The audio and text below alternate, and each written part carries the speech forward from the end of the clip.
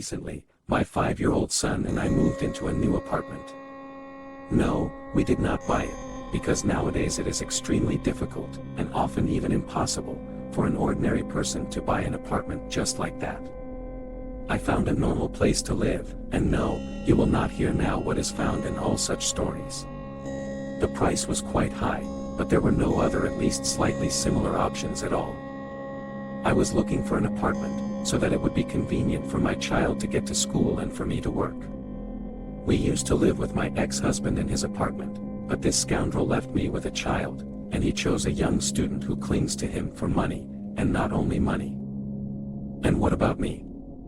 I took the child, and the first time we lived at my mother's, and thanks to this I was able to get back on my feet, find a good job and earn small, but not small in our time money. And my name is Anna, and so my terrible story began with that unfortunate day when I packed all the suitcases, said goodbye to my mother and, taking my son, went to our new home. We were warmly welcomed by the landlady, whom we had already met when signing the contract. She was a woman about 50 years old, very nice and kind, and I immediately noticed that as soon as we met her for the first time, she smelled something positive and kind. You can see that this person has an insanely good aura. We got along with her right away, and the feeling was that we had known her for decades. We entered the apartment, and the cab driver helped us carry our few, but nevertheless rather heavy things up to the 3rd floor. "Hi, Anna, it's so good to see you." "Hi, Jason." She rushed over to my son and helped him take off his outerwear. "How did you get here?" she asked with a smile. "Yes, nothing. I just had to ask the cab driver to help me lift my things." "Of course, you've seen yourself, your skin and bones, you should eat well. I cleaned up a bit, vacuumed, dusted, so you'd feel right at home when you arrived." "That's so nice," I smiled, "but that's it, I'm going to go, I guess." "Where are you going? Let's have some tea. It's cold outside, we need to warm up at least a little." "That's right, I'll put the kettle on, and you make yourselves comfortable." "Okay, thanks," I said, smiling, and Jason and I went into the room. We put our things in it, the kid went straight to the toys, and I went into the kitchen to see the landlady. "Here I am," I said, standing on the doorstep, startling the landlady, who was fiddling with something on the stove and trying to light the stove. "You scared the hell out of me, my heart is old, it can stop." "Excuse me, please," I said, holding back my laughter. "Olga Stepanovna, tell me more about this apartment, please." She turned to me. "What do you want to hear?" "Well, the history of the apartment, maybe something happened in it." "What, history?" "I don't think so. It was given out under the Union, when it hadn't collapsed yet. We lived here, I spent all my childhood here, and then the collapse, privatization, and so on. Grandfather died, my husband and I were given this apartment. Grandpa died in the hospital, not in this apartment. So you don't have to be scared." "I understand," lowering my head, I said. "Where's your husband?" "Husband?" she asked me again. "Yeah, he's gone for about 5 years." "Oh, I'm sorry, I didn't know." "It's okay, Anna, it's okay, people are born and die, you can't escape it." "So, Jason, go drink tea again," interrupted the conversation, she shouted. "I don't want to," I heard from the room. "Well, you don't want to, as you wish, so here still live well and think nothing of it." Then she looked at the clock, she said, "So something we've been sitting up late, probably already." "Okay," smiling, I said, and we walked her to the door. "Here's my card for you, so I don't distract you, you can drop money here, if you miss me, call me, we'll work something out," she smiled. "Goodbye," I told her, closing the door behind her. The rest of the day was spent in putting things on the shelves, mastering the new home, and, of course, cooking and going to the store. The rest of the day was spent putting things away, settling into my new place, and of course cooking and shopping. Jason had already played with his toys and gone to bed. And I was suddenly very thirsty for tea. I put my phone down on the couch and went into the kitchen. It was already dark outside the window, and only the lights of the house windows flickered in the darkness, and the bulbs under the porches. I put the kettle on the stove and lit the gas, and stood looking out the window. Instead of windows we had the front part of the house, and so on this side were the entrances and the yard with rotten benches, an old playground with a slide and swings, and a huge sandbox. Children played there in the daytime, running around, having fun, their parents scolding them not to do anything stupid, but now, in the darkness, the rusty swings, swinging with a creaking sound that crashed nastily right into their ears, seemed ominous. The playground was right by our driveway, which was why I could see it so well. The light from the bulb under the visor illuminated it perfectly.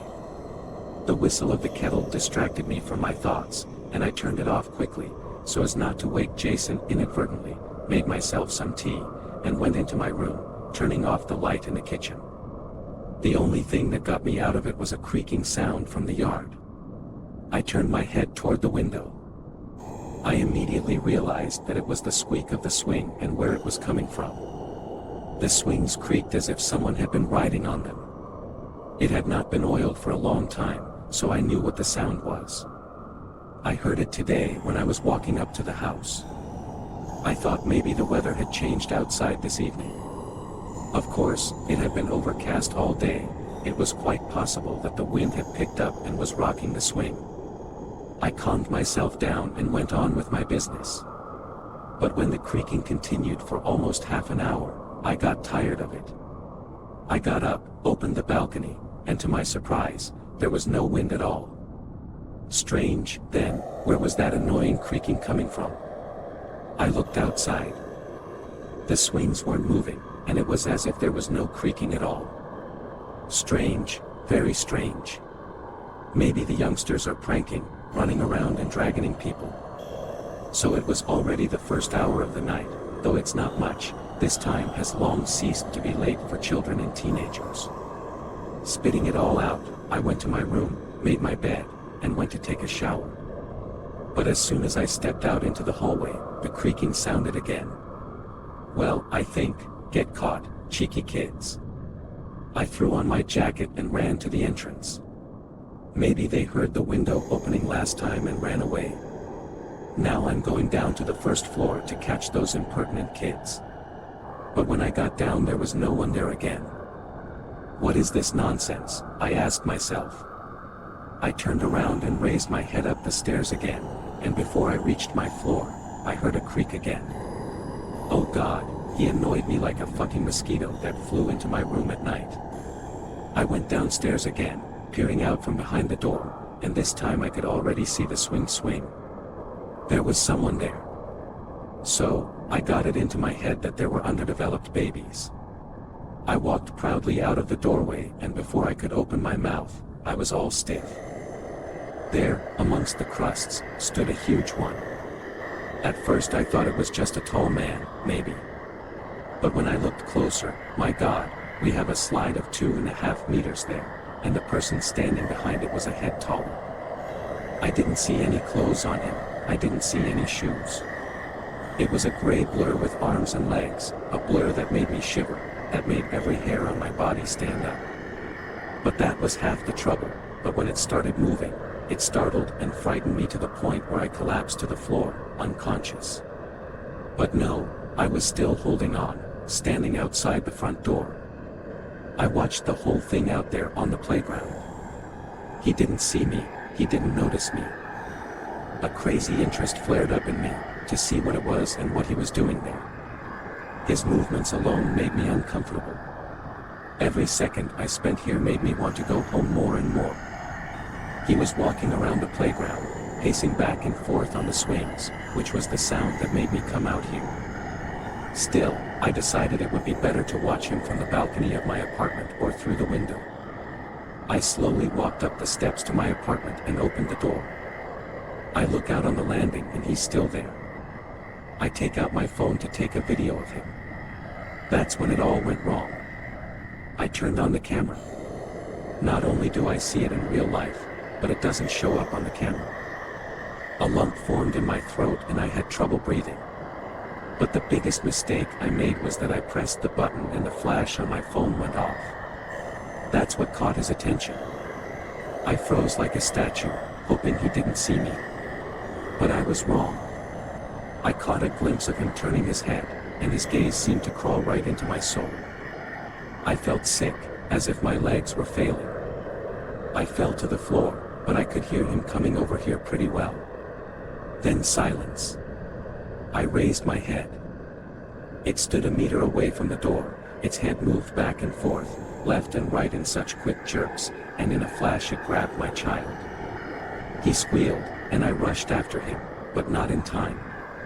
The creature put its huge limb on Jason's head and, in one motion, turned it 180 degrees with a distinctive crunch, so that his face was on the side of his back, and his screams stopped.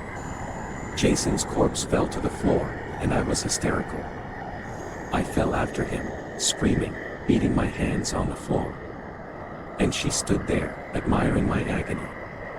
She was enjoying it, but why wouldn't she touch me? My screaming was somehow not heard by any of the neighbors. No one heard what was going on here. Why are you standing there, you bitch? Come here, take me. What's wrong with you? You don't have the guts. In response to my words, she picked up my son, twisted her ugly face in a horrible smile. She threw Jason's corpse in my direction, knocking me to the ground. Before I could regain consciousness, he was gone. I sat down in the hallway and cried bitterly. He was still lying there with his head twisted.